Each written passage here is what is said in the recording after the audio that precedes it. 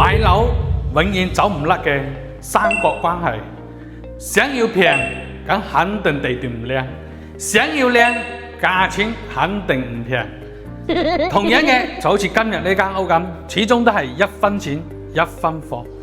136平方嘅一個4房，你諗下，先至只要85萬，4房喎，仲帶埋裝修嘅4房，先至85萬，係咪？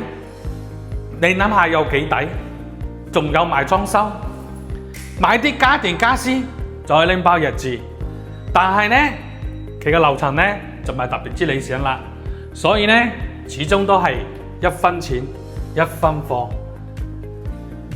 牆身呢業主重新做過嘅，你只需要買啲床、冷氣就可以拎包入住啦。但呢度最好係咩呢？